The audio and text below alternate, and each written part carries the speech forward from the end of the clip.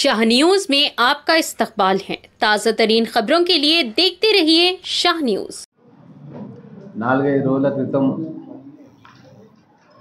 వాతావరణ శాఖ నుంచి 3-4 రోజులు తెలంగాణ అంతటా కూడా భారీ వర్షాలు వస్తాయి అని చెప్పి వారు సూచన ఇవ్వడం జరిగింది.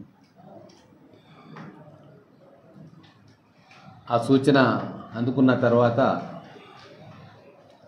మొత్తం జిల్లా యంత్రాంగాన్ని, ముఖ్యంగా మున్సిపల్ యంత్రాంగం, రెవెన్యూ యంత్రాంగం, ఇరిగేషన్ యంత్రాంగం, పోలీసు యంత్రాంగం, ఈ నలుగురితో కూడా మాట్లాడడం జరిగింది. కలెక్టర్ గారితో కూడా మాట్లాడడం, ఆర్డీఓ, ఇరిగేషన్ ఈఈలు, మున్సిపల్ కమిషనరు, మున్సిపల్ చైర్మన్ అందరితో మాట్లాడి భారీ వర్షాలు రాబోతూ ఉన్నాయి కాబట్టి మనం సమాయత్తం కావాలి అని చెప్పి వాళ్ళందరికీ కూడా చెప్పడం జరిగింది. ఆ క్రమంలోనే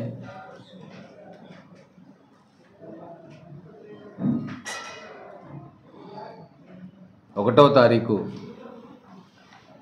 ఉదయం 4 గంటల నుంచి మొత్తం ప్రభుత్వ యంత్రాంగం అంతా కూడా మహబూబ్ నగర్ పట్టణంలో పర్యవేక్షణ, కోఆర్డినేషన్లో దిగిండ్రు. చైర్మన్ గారికి 4 గంటలకే చెప్పడం, వారు అప్పుడే బయటికి వెళ్ళిపోయి ఏ వార్డులలో ఎక్కడ పరిస్థితి ఎక్కడ ఉంది కమిషనర్ గారిని తీసుకోవడం, అలాగే అందరు కౌన్సిలర్లకు కూడా ఇన్ఫర్మేషన్ ఇచ్చినాం. అందరూ కూడా ఆ వార్డులలో పరిస్థితిని గమనించాలి, ప్రజలకు ఎక్కడైనా ఇబ్బంది ఉంటే వాళ్లకు సహాయం చేయాలి, మనోధైర్యాన్ని ఇవ్వాలి అని చెప్పి చెప్పడం. వాళ్ళందరూ కూడా అదే పనిగా రోజు ఉదయం నుంచి కూడా సాయంత్రం దాకా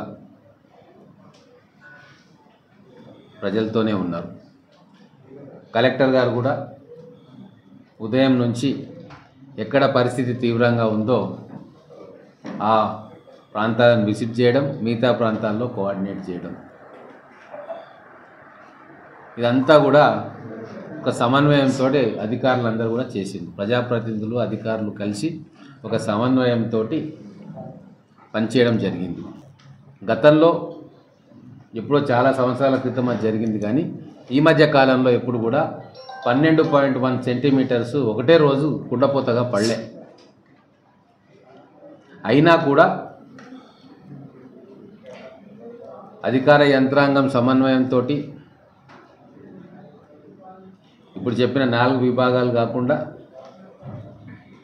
మా చైర్మన్ గారు, కౌన్సిలర్సు, మేము అందరం కూడా కలిసి ప్రమాదాన్ని అతి తక్కువగా ప్రజలకు ఇబ్బంది కలిగేటట్టుగా, చాలామందికి వాళ్ళు సురక్షితంగా ఉండేటట్టుగా చర్యలు తీసుకున్నాం. గతంలో పోలిస్తే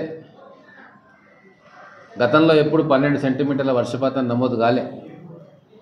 ఎప్పుడో పోయిన సంవత్సరం ఒకసారి 9 సెంటీమీటర్లు అయింది, ఒకసారి 8 సెంటీమీటర్లు అయింది, ఇంకోసారి 7 సెంటీమీటర్లు అయింది. ఆ వాతావరణ శాఖ నుంచి డాటా కూడా తెప్పించుకున్నాం.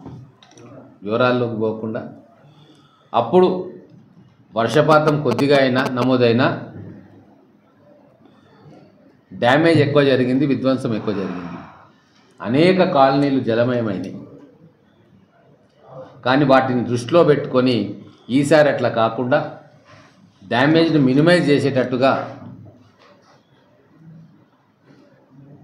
మన అధికార యంత్రాంగం మొత్తం కూడా పనిచేసిండ్రు.